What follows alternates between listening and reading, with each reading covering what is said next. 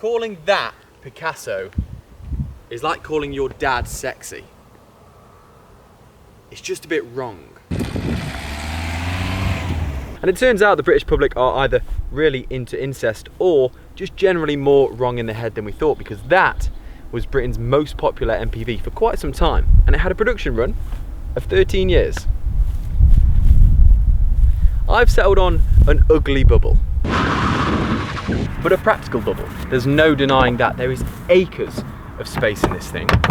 There are more cubby holes than doors, and in the exclusive that I'm driving, there's even a sliding glass panoramic sunroof and cruise control.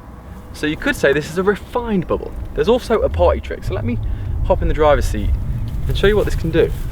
It's even bubbly from the back. I'm not too sure how. But it's party trick.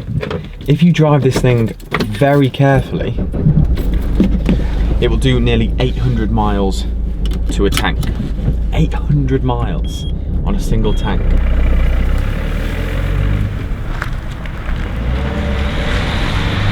I mean, it's a 1.6 diesel that is honestly fairly forgettable, but I apply a different metric when reviewing cars of this age. Does everything work? And in this case, the answer is yes. That needs to be considered when you're reviewing something that's, 15 plus years old. And to say this car has lasted 103,000 miles, the engine since I've had it hasn't missed a beat. It seems absolutely fine, maybe a little bit smoky when you start it up in the morning. It says something about the build quality of an engine. Now, I'm probably going to get laughed at because I know that Citroens do generally have quite a poor reputation for reliability, so perhaps I've just got very lucky with the one I'm driving. Oh, there's a Citroen C3. Hello. But the metric that I apply when reviewing classic cars favours this particular car. The cruise control works, the electric mirrors work, the panoramic sunroof works, even the oddly placed rear window controls work. And to be completely honest with you, it's very, very comfy. Of course, it bubbles around the corners, but I've driven this car for about 4,000 miles now. No back pain, no aches, no nothing. And I've been doing about 80 miles a day, which says something about the comfort of this car.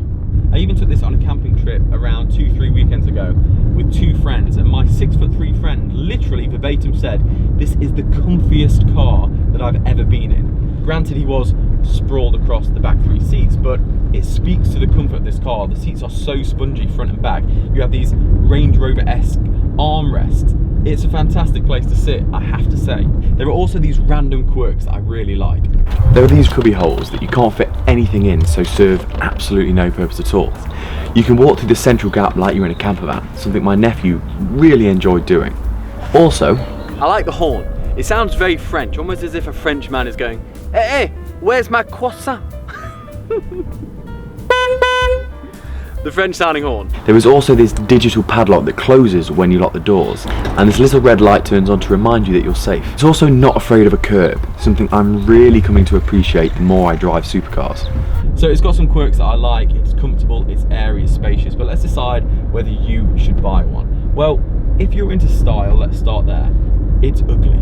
So if you want a good looking car, this is not the place to look. If you're coming off a lease or a finance deal of a 20-plate Mercedes, this is undoubtedly going to be a step down. Similarly, the interior is dated by today's standard. The one I'm driving even has a poo brown dashboard for some reason. It definitely feels old in here, more BlackBerry than iPhone. But if you only have a few £100 and you need to run something cheap for a few months, there's enough space for 5 adults, there's great visibility, there's a raised driving position. In the exclusive, there's a panoramic sunroof, cruise control. There's a huge boot. It also has twin front and side airbags if you want to put your family in and feel like they're going to be safe. And perhaps one of the most important things to consider at the moment, you'll be able to do over 70 miles per gallon in this thing. I have a heavy right foot and I've achieved around 70 miles per gallon, which is saying something. It really is. This 16-year-old, 103,000 mile Xsara Picasso, 4,000 miles of which have been under my abusive driving, hasn't missed a beat.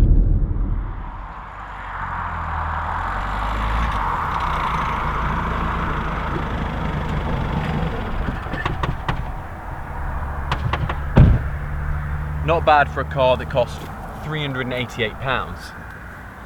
So the Xsara Picasso, hardly a piece of art.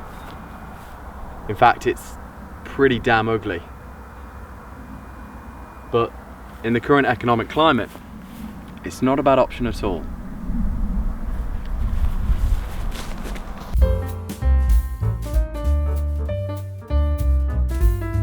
My 103,000 mile Xsara Picasso does have a few quirks, let's say. That's it for the review, but if you want to see what I'm talking about, click there. And if you want to watch something that YouTube thinks you prefer, click there. I'll see you all next time. Peace.